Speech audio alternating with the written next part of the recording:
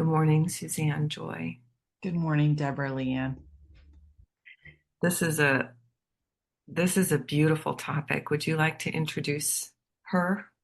Because it's Yeah. her.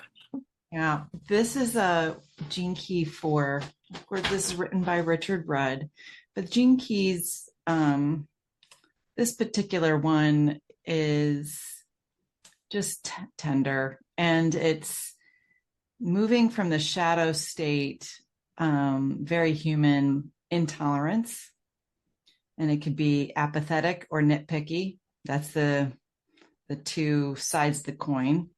That can show up in many different ways. But out of that gift emerges, and that is understanding. And when we get to the acidic state, the highest essence, and that is forgiveness. Hmm. And he calls it a universal panacea. And it is one of the seven sacred seals. Yes, which I hope we can play in that playground today because I've been really feeling the city this morning.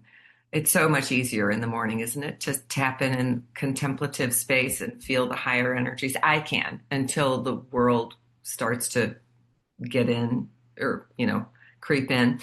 Um, what I want to play with a little bit is this. We obviously can feel the intolerance in the world. We can feel it, we can see it. But what I really like in the audio transmission is how Richard talks about, and its biggest, the space where we will feel this the most is in our relationships, especially our intimate ones, because they're the ones where we're like, did they do that again? Oh my God, he left the toothpaste cap off or whatever.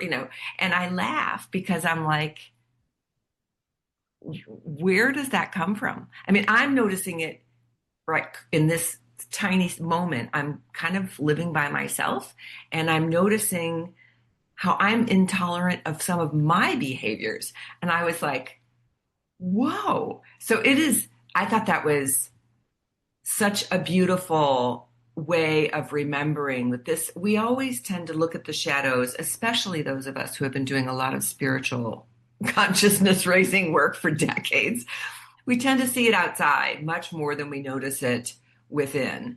And tolerance isn't any better. I remember when they were speaking about teaching the children in our elementary school, my kids were little, about racial tolerance. And one of the parents piped up and said, I hate that term. We don't want to tolerate one another. We don't want to teach them just to tolerate one another. What happened to learning to get to know and embrace and have relationships and be compassionate about one another? And that, I think they changed the name of the program after that.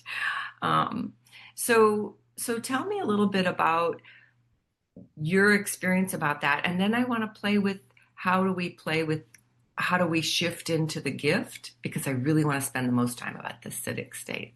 Okay. Well, it's funny because he says intolerance bases its position on opinion rather than fact. And it's also about the body can only feel safe when it surrenders to the moment without wanting something else. Oh, And I find that we focus so much energy on reason, and this, I think it triggers it in the body, or that there's some kind of mental gyration that goes on, like a record. hmm. And so, either you're feeling apathetic or you're just, those times where you're nitpicky and you just find every foible that you possibly can because it just is like, that's not working. I don't like that. I don't And like that that. doesn't, oh, But and then it doesn't make sense to us. right. I So love that because that unreasonable, not making sense like, thing is why so is it doing high. it that way? Or yeah.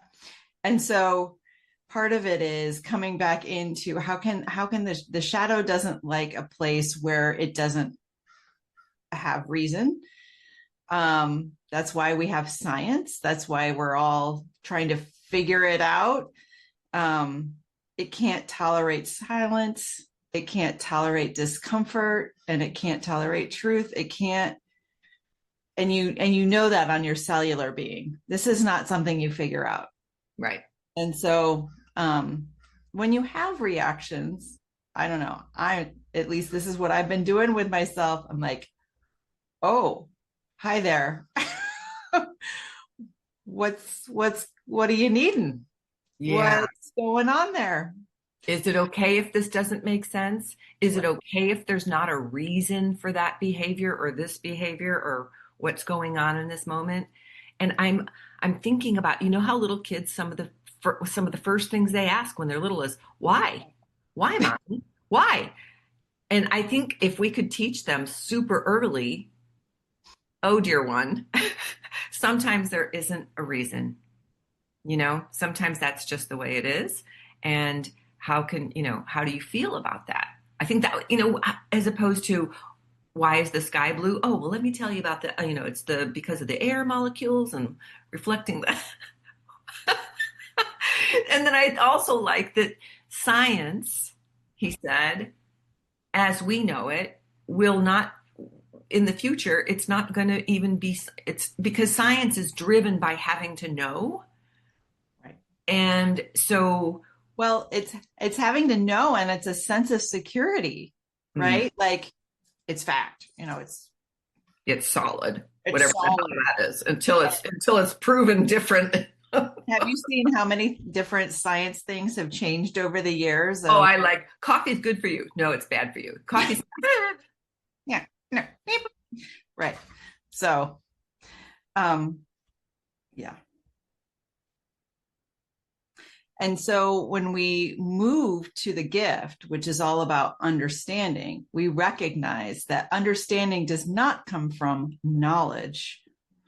It's coming from the like understanding the totality of the human experience and not attaching to yeah. it.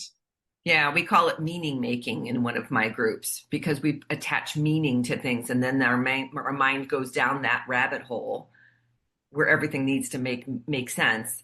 And that's not where we're at with this. So this understanding, I think this is okay, I'm already jumping into the gift. And the Yeah. understanding is like that is funny because you're not understanding as much as you're accepting or allowing or embracing what is versus I have to understand it. I mean, and no accident that this is correlated with the neocortex. Did you see that? Right. So it's all in the brain. And when you look at the human design, it's all in the head center. Oh, is Yeah. it? Okay, cool. Thank you for that. But life, this is when we are reminded that life is so sacred and it's so interconnected to everything else. We are intricately connected to all life. I Hmm. think people witness that in different ways in their lives when maybe you have that um, you have that experience of being alone or let's say I witnessed something the other day where someone spent 5 days blindfolded. Okay, that's one of your senses, right? You got nothing. So when something was taken away, when It she hike. moved the blindfold, it was like colors were richer. Things were much more like just a totally different perception of life. And And I it's a think, different appreciation. right, I think very often we use these eyeballs to look at one thing, and I know this with women, especially men too. But women, when we look in the mirror, what do we look at? We look at our flaws. Most people when we walk in a room, they see the whole body and everything, and we're oh, well, there's my hips in that dress. I mean, it's like so weird how we zero in on that. And I'm thinking having that experience of deprivation would allow this to be, wow, look at all of that versus this linear, straightforward thing. yeah. Um, So do you want to jump in the city now? I do. because it's beyond the understanding. It is not necessarily having to understand. It's not necessarily having to know. It is the place of, and I thought you were going to go there because when you were talking about when we drop in and feel the moment of awe or the interconnectedness or being in nature where all of a sudden you're like, oh, that moment of grace, that's that's why this is one of the seven sacred seals, is it opens us to those moments of grace. Yeah. It's merging mind with heart.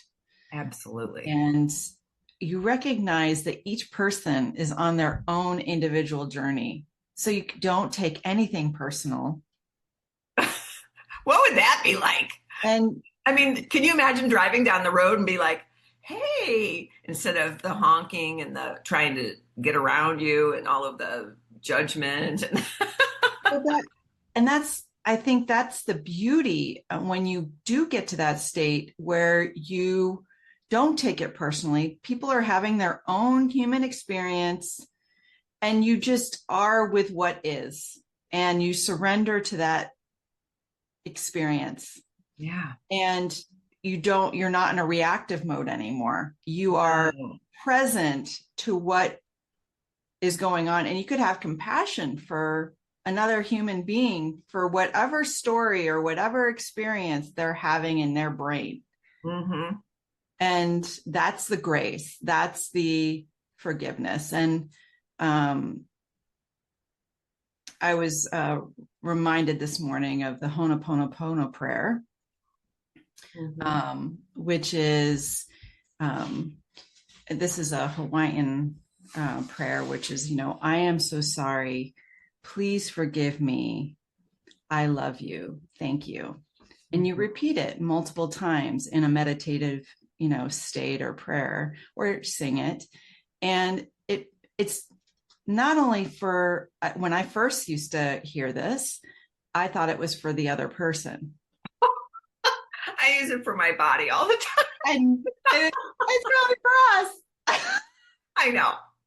Well, I think we've really shifted from that external focus to a Right. lot more internal focus. And now I want to be what my next step is how can I be here and there? So it's the we focus. Instead of going from you to me, I want to be in like, oh yeah, here I am amidst connected to all of this. And Right. I'm not quite there into the we yet. But this as all of the gene keys, every one of the acidic states allows us to be in that swimming in the interconnectedness of all, the beautiful consciousness. Um, Do you want to universal field. share the mudra to Yes, take us please. there? Let's do that. And then if there's anything else you want to do to close. So the mudra is so gorgeous because you take your right hand and your palm up and you take your left hand and it cradles it. So the feminine is the left, the masculine is the right. And here's the feminine holding the masculine with forgiveness. And the thumbs connect just like that. So they're kind of in a little, and you hold it like you're in a receptive space down around your belly. I just was bringing it up so that you could see. And just breathe into it and allow that open space in the palm to receive, to just receive the grace. Mm.